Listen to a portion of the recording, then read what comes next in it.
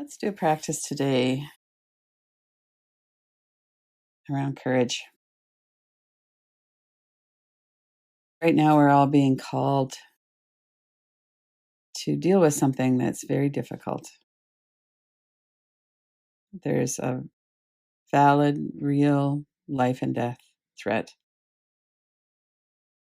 We don't know what's going to happen, if it's going to come to us, other people that we're really close to. But we do know that there are a lot of people already sick and dying.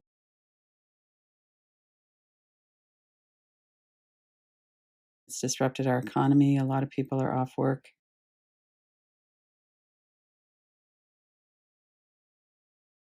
Just the general fear that's happening right now in humanity and the distress and the grief and the disruption and what's going on in the world and to people. So we come and we do a practice, which is so helpful, partly because it helps us to down regulate the fear in our body. And we breathe.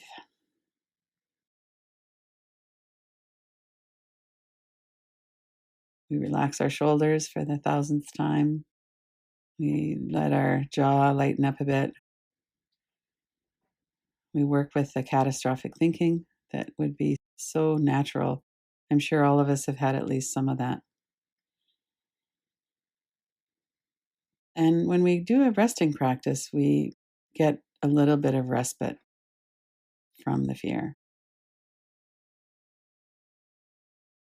So that's one thing that we'll certainly focus on today as well. We'll do some resting, some working with our breath, relaxing the body, and helping to see what's going on in our mind and working with the thoughts in our mind skillfully.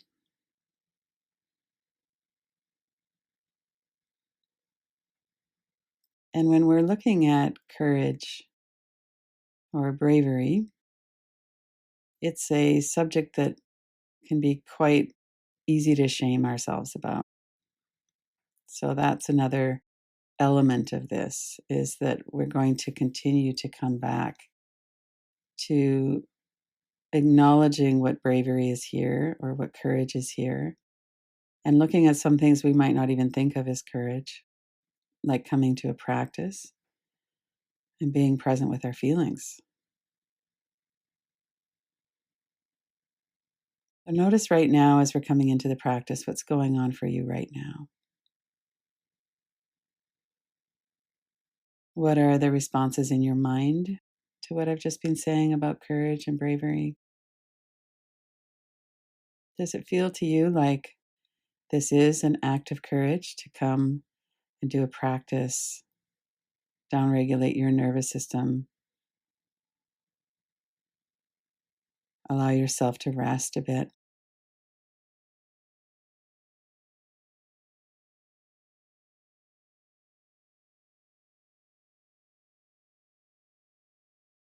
Sometimes we look at thoughts as though we're kind of an audience member at the back of our head and we're looking at what's coming across the screen. That's one way to witness or observe thoughts without getting too carried away with them. And then sometimes we'll get carried away into a stream of thought. That's natural. And then we come back. What is the thought stream in your head right now? Courage, bravery, those two words might be there.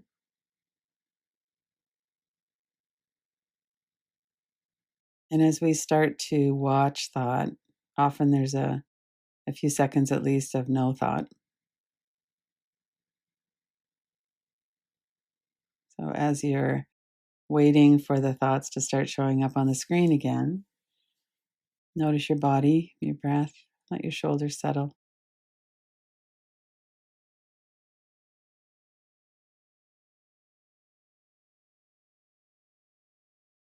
It would be natural for there to be a bunch of different thoughts about courage or bravery.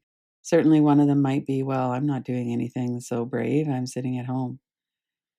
the brave ones are the doctors and the grocery store workers and the people who are out there in the world helping. It's a very common shame tactic that we compare ourselves to other people and find ourselves wanting. So let's work with that for a moment first. I'm not as brave as some other people. Look to see what are the thoughts you have about that.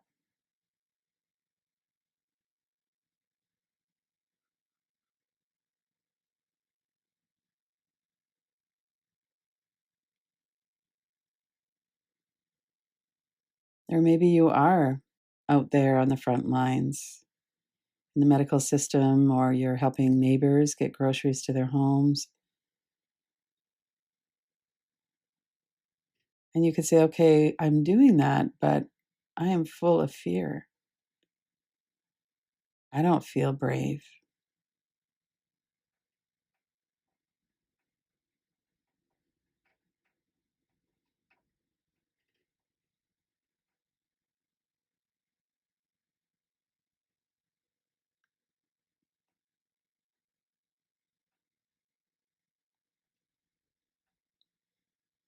And as you're looking at the thoughts, you could look at them as images, colors, and shapes.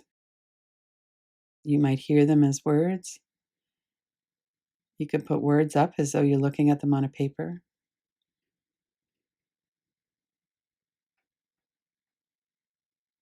And stay connected with the act of observing thought. That's what we're doing right now. We're looking to see.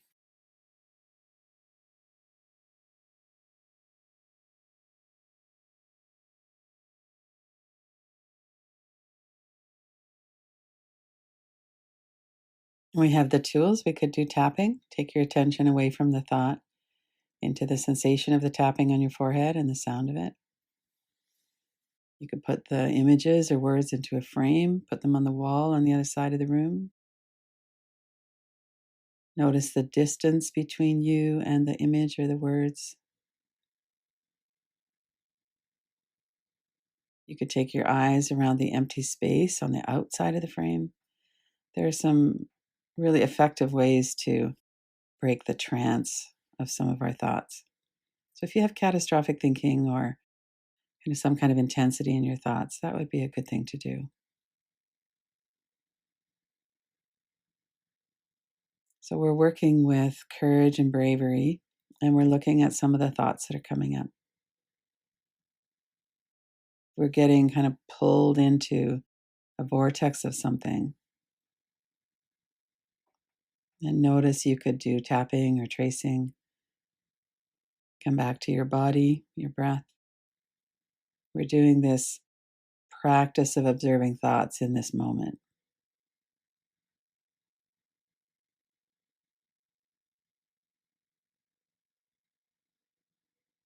And in between watching thoughts and in between having them come up and be observed, notice your breath. Notice your body is safe right where you are now. And let's look again at courage and bravery. How would you define that for yourself right now? So, not for a doctor or anybody else, for yourself. If you were to say, I'm showing courage, what would come up around that?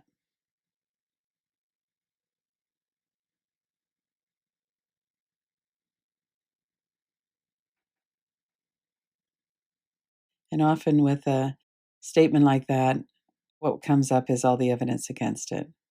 And so that could give you something more to work with as well. Stay grounded in your body and in this moment in time. Notice your breath.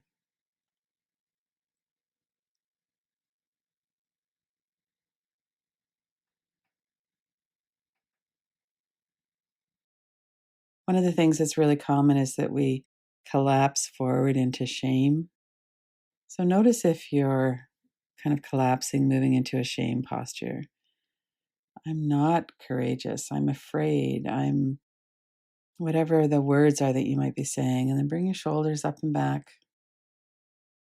Take a few deep breaths. We're looking to see what's underground here. It's really natural to be afraid right now. If you're not afraid, it would be because you're in freeze, which is another survival mechanism that's very understandable. What does it feel like in your body as you're looking at all of this? As you're looking at different images or words? What is the reaction to that in your body?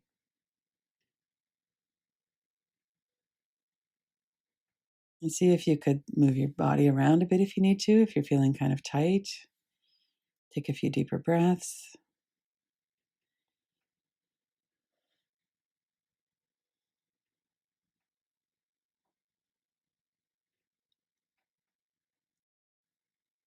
Notice if you're shaming yourself, if you're criticizing, or if you feel like you're coming up short. And that's something that you could work with ongoing. You could come back to that. What is it that we expect out of ourselves at this time?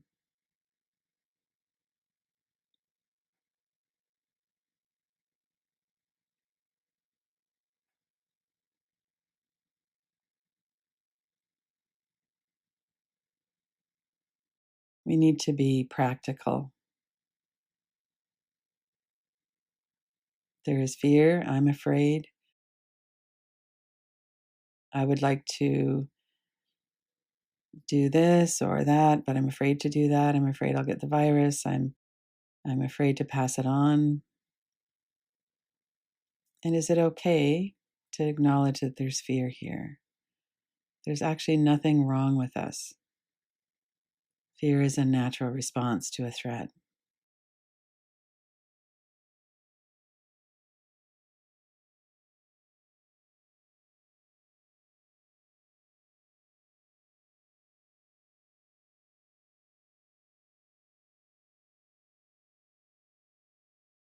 Let's move back from the inquiry for a moment. Notice again your body, your breath. Let the thoughts in your mind move to the background for a minute. And notice what you feel like in your body right now. Some of us would be feeling relief, some really stirred up. There might be confusion or dullness, or there's a lot of things that go on. Our brains don't work very well when we're afraid. We might be feeling more relaxed, or the breath is getting a little bit easier, more smooth.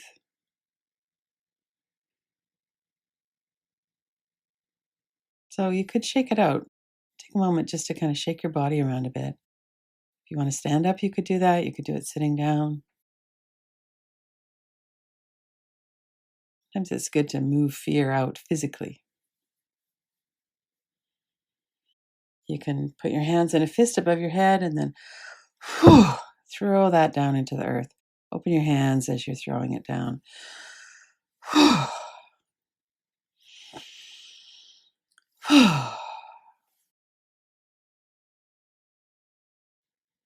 And come back to resting.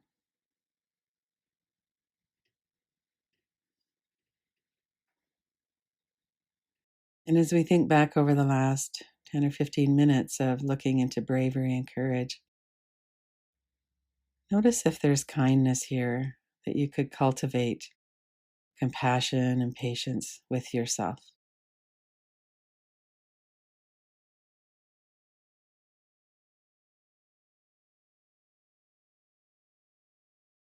Put your hand on your heart if you want, or give yourself a hug with your hands on your arms.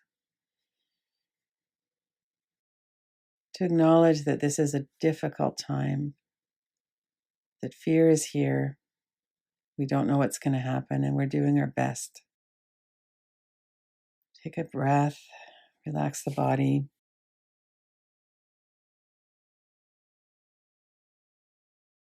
And then tune into the resilience and strength and courage that you have, because we all have it. And doing this practice, you know that you're not avoiding your feelings right now. Right now, you're present with yourself, with your body. Take some deep breaths. Right now, I'm showing courage by being present with myself, by being willing to be here and support myself.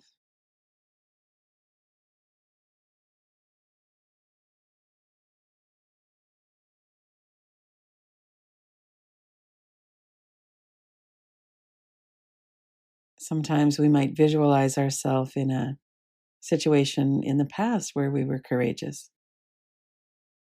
We said that difficult thing to somebody, or we stood up and supported somebody or ourselves.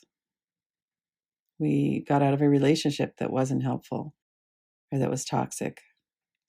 We've all had moments of courage and steadiness and groundedness where I go, okay, that's it. I am on my own side. I'm going to take action. So remember what that feels like in your body, or imagine what that feels like.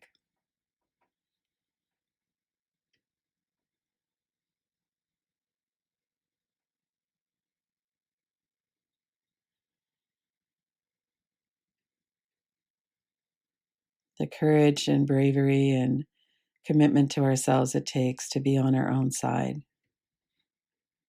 to be willing to feel even the scary stuff. I'm strong. I can do this. And I give myself complete permission that I don't have to do it perfectly. There is no perfect way to do this.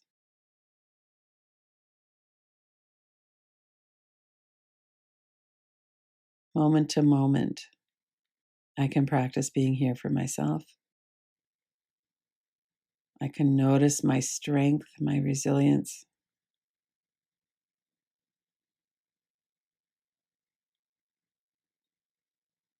I'll give myself permission to cocoon or retreat or eat the cookies or whatever it is. Right now, it's a really difficult time. And we need to support ourselves, downregulate, connect with people, whatever that is that we can do to help ourselves and others get through this.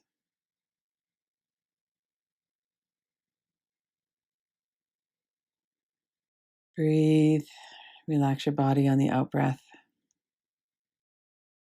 And breathe in the strength and courage. Our body floods with fresh oxygen as we breathe in. Everything gets enlivened. So we could breathe in and fill our whole body up with courage and strength, with kindness, compassion.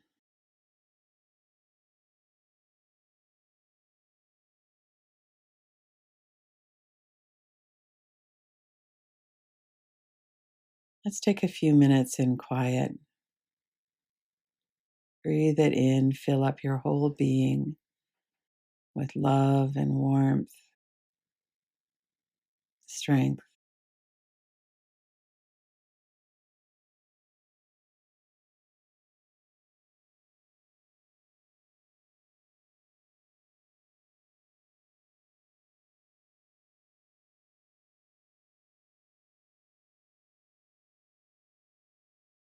And if any shaming thoughts are coming in, let them go to the background. We don't have to do that to ourselves. Stay present in a kind and compassionate way with yourself. Breathing in the courage and strength and letting go of tightness and fear as you breathe out.